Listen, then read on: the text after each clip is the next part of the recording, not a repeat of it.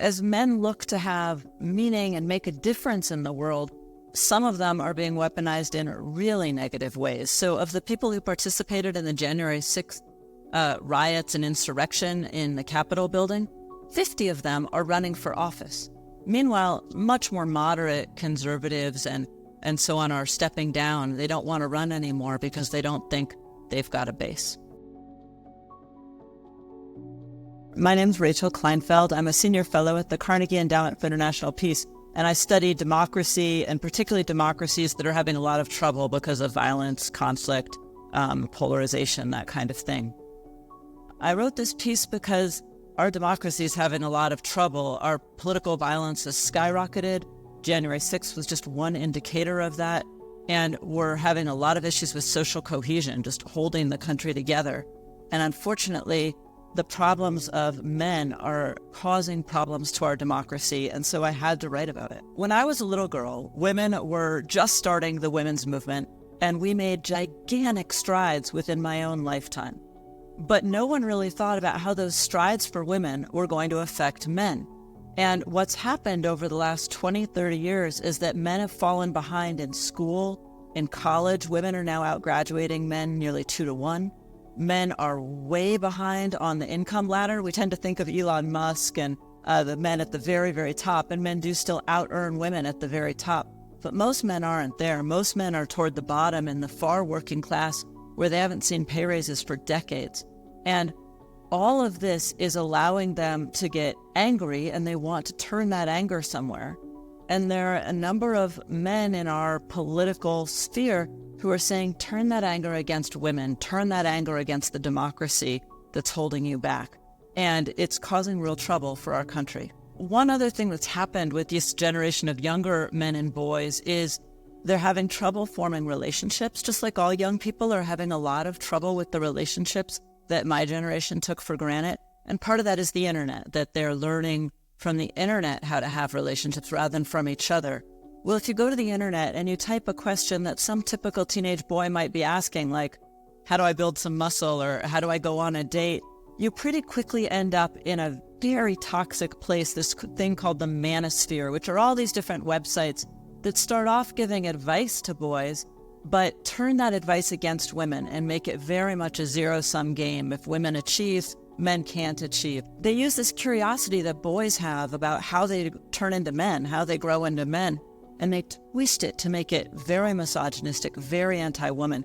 And there's all these influencers on the web who, if you don't know them, I would bet the teenage boys in your life do, because they are enormously popular. And they're giving advice that, frankly, it's not even from the 50s. It's really from, the 1650s. It's pretty ugly stuff. And a lot of boys are getting turned into men in that way rather than in a more pro-social manner. Gaming is one particular area that's a problem. White supremacist recruiting on gaming platforms has doubled in just 1 year between 2021 and 2022, and now 1 in 5 people who go on these gaming platforms is being exposed to white supremacist content. So the internet has done a lot of bad things to how people socialize, and one thing that it seems to have done for men in particular is caused a great deal of loneliness. We also see this for women, by the way. The women tend to take their loneliness toward anxiety and other issues in that sphere. The men try to find community online. So we now have about 1 in 6 young men who say that they don't work, they're not in school, they don't have any activities that they're involved in, and they basically have no friends.